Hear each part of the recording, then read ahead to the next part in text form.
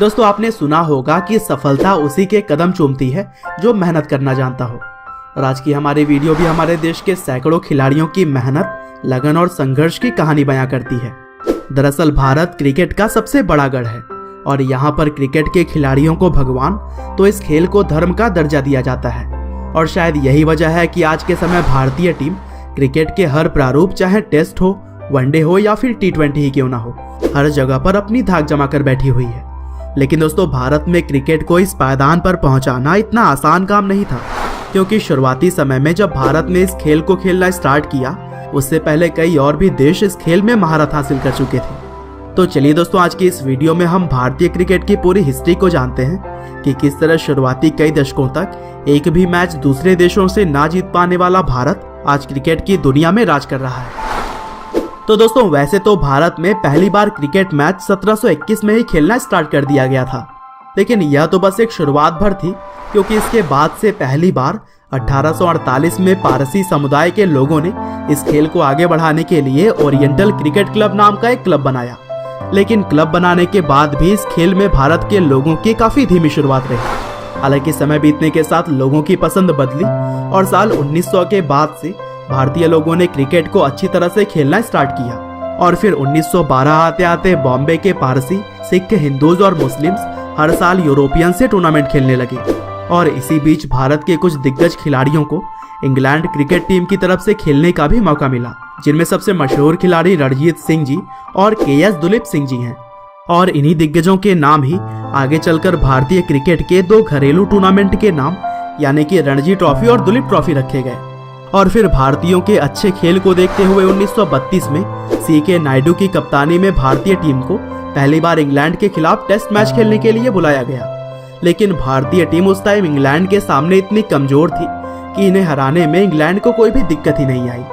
और फिर 1933 में पहली बार इंग्लैंड की टीम भारतीय जमीन पर टेस्ट सीरीज खेलने आई, लेकिन यहाँ पर भी उन्होंने भारत को 2-0 से मात दे दी।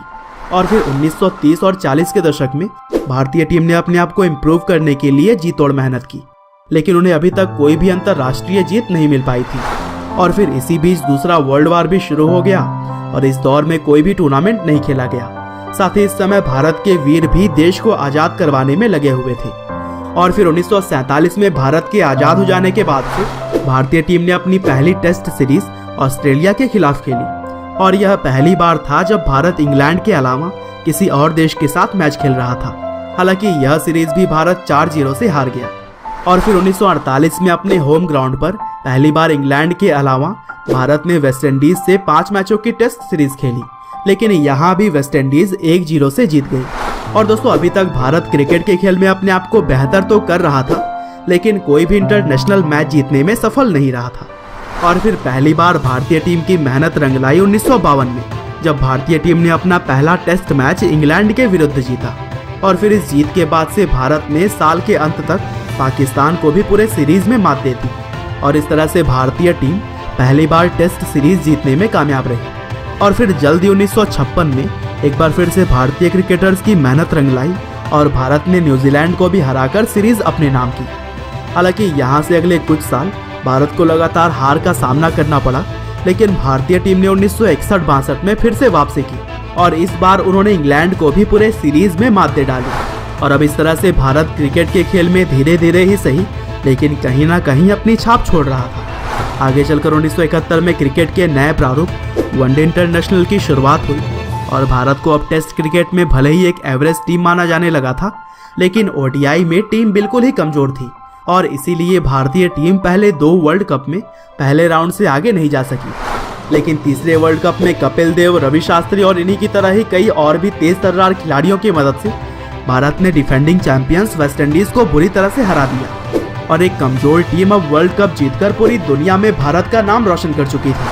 हालांकि अभी भी भारत को सब कॉन्टिनेंटल के बाहर एक कमजोर टीम ही माना जाता था, लेकिन भारत ने 1990 के दशक में खूब मेहनत की और इस दौर में भारत को सचिन, गांगुली, लक्ष्मण और द्रविड़ की तरह ही कई सारे महान खिलाड़ी मिले, जिन्होंने भारतीय क्रिकेट को एक नई ऊंचाइयों पर पहुंचाया। और फिर 17 फरवरी 2005 को क्रिकेट के एक नए प्रारूप T20 की भी शुरुआत की गई और T20 का पहला वर्ल्ड कप भी भारत ने 2007 में अपने नाम किया। साथ ही बेहतरीन खिलाड़ियों ने 2011 के 50 ओवर्स वर्ल्ड कप को भी भारत के झोली में ला डाला। और अब MS धोनी, विराट कोहली, रोहित शर्मा और शिखर धवन की तरह ही महान बल्लेबाज और भुवनेश्वर कुमार, जसप्रीत बुमराह, उमेश यादव, मोहम्मद शमी, कुलदीप यादव और युजवेंद्र चहल की तरह ही महान गेंदबाजों ने भारतीय क्रिकेट टीम की कमान संभाली हुई है।